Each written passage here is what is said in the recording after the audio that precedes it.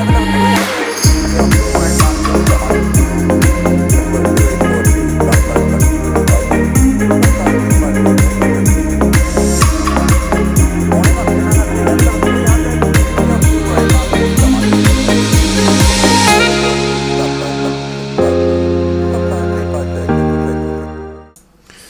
welcome aboard. I'm glad you could join me on my first video. I thought we'd start by just doing some installing and some basic setting up. So here we are then. This is the initial screen of the X-Plane 11 installer. In the corner we have some settings. You can either change the language or the operating system for the computer that you're using. These settings are okay for me, but change them to whatever you require.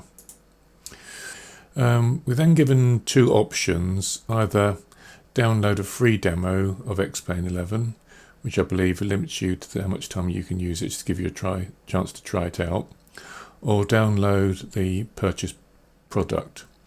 I'm assuming you've decided to buy it, so we'll click the second option.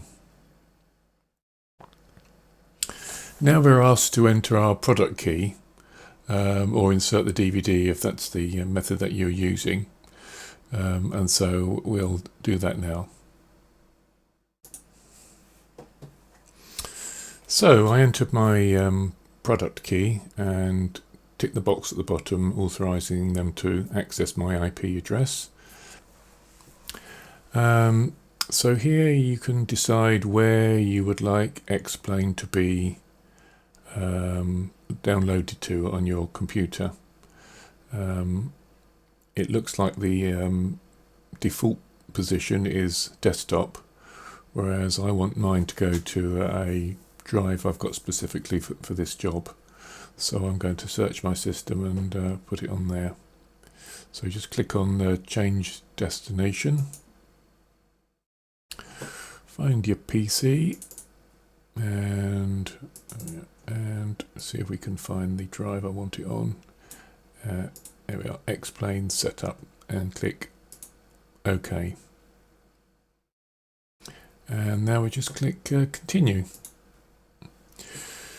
We've got the usual agreements, so we click that, and we've also got an option down here, quite small writing, to allow you to send data to Laminar Research. I think this helps them sort any problems out, so I don't see any problem with that, so I've allowed that to be ticked, and continue again. Now this is where you get the option to choose what scenery you would like to download. If you want to choose the whole world, it's about 60 gigabytes, so obviously you need to make sure you've got that room. So initially I just want this country in Europe, so I just select none to start with, and then click on the area that you want. So we just have UK and Europe, and as you can see that needs 14 gigabytes, and it's going to take about this space need 14 gigabytes, and the download size is 9.8 gigabytes, and it's going to take about 26 minutes. So just be aware of that. It is quite a large memory drain to have this scenery. So select what you want. If you've got 60 gigabytes, obviously, then you can do the whole lot in one go. Once you've done that, then click continue.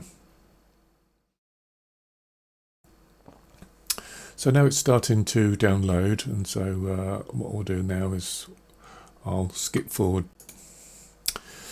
So here we are back again. It actually did take about half an hour, so plenty of time to go and do some jobs or make a cup of coffee, which is what I did. Obviously it depends on your computer, your download speed, and how much of the scenery you decide to download. That will depend how long it takes. But now we're on this screen, so we can now run X-Plane. which is what it's suggesting. So we'll click on that button and see what happens.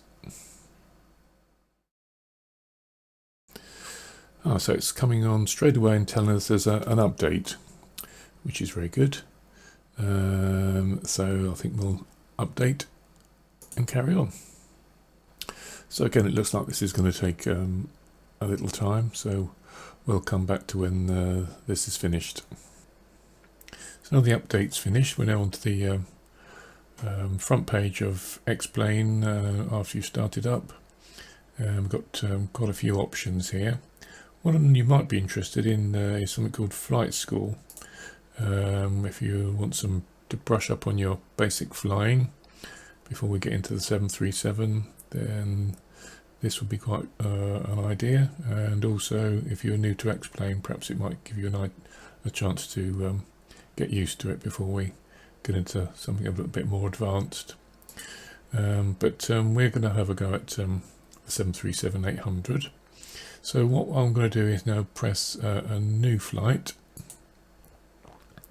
and we'll just click on the Cessna Skyhawk because I want to do some setting up. And press start, and it will show you then that it's discovered some uncalibrated controllers on your system, so which is quite clever. So what we want to do is to calibrate those. We'll just give them a basic calibration to start with, and then we'll add buttons and switches to suit our needs a bit later on. So we just open the joystick calibration. As you can see, it's discovered I've got a CH product yoke and CH product pedals. But if you had a joystick, a well-known joystick or something else, it has a whole list of things in its memory, and it's really helpful for setting up because it shows you all the different buttons, and it's much more intuitive than it used to be. So let's calibrate this one to start with. So we just press on calibrate now, and we'll do the pitch. So we're just pulling back and forward until it goes blue, and then we'll do the roll, turning to the left, to the right, left and right, and then we'll do the throttle quadrant. I've got 3 controllers here. One I want for throttle, so we'll move that backwards and forwards. The middle one I want to use as reverser, but as you can see at the moment it's showing mixture, but we can change that later. And the last one I want to use as speed brake, but again that's showing prop pitch, but again we can change that later. Once we've done that, we just press next, and next again, and it'll record the centered position and set it up. Okay, so that's finished. We now want to do the pedals again, so we can see there's the pedals I've got at the moment, and we press calibrate now. So let's just get into position and let's do some yawing.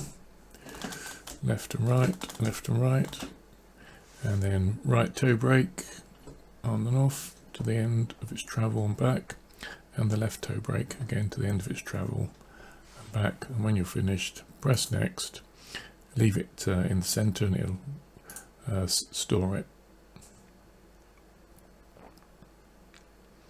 Okay, so that's finished. So I just want to go back to the yoke.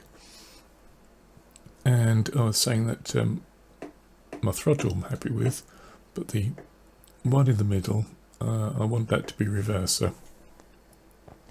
So you can see there's a drop down box here. We just click on that and we find reverse, and there we are. So that's now the reverser. And we move the last one, which I want to be speed brake. Again, it's prop pitch at the moment. We just open the drop down box, find speed brakes, and there we are. So that's done. It might be when we start up that those might need to be reversed, but again it's just a matter of clicking these boxes, but we'll find that out later. So that bit's done. While we're on this page, I just want to look at some of the other panels here. We'll have a quick look at them, but we will be having a more in-depth view in a later video, especially some of them because they are quite complicated. The first one is pretty obvious. You just set up where you would like to go. So again, you've got a drop down box here, and you can choose whether it's an ICAO, city, state, or perhaps a list of favourites that you might have. So let's click on there, and we're going to have ICAO, and we're going to go to Stansted. That's EGSS. It finds up Stansted for you. And then if you want to go to a particular part on the airfield, you can click on Customize. Now we've got three options. You can zoom in with your mouse key and move it around and choose something from one of these spots. Or if you know something in particular that you want to go to, like a particular gate, you can do it from this drop down menu here. And so if we want to go to gate 32, you click on gate 32 and it sends us straight away there. Or there's a runway option as well. Click on the runway. If you want to go to one of the runways, again you can click on that. You can also set up like an approach, as long as your engines are going, obviously. Set up an approach, and that'd be quite useful for practicing approaches. We might be doing that when we start using the 737. But for the moment, we're just going to go on the ramp, and we're just going to choose somewhere. And we'll choose that one there, and that's that. So just confirm that. And also we now have got weather at Stansted. You can choose the weather just by using the slider from clear right through to stormy, or you can choose the actual weather at the airport. There's a couple of ways of doing that. You press on Customize, and you'll see that you can set it up manually yourself. Again, this will be a topic of an individual video, because as you can see, it's pretty complicated.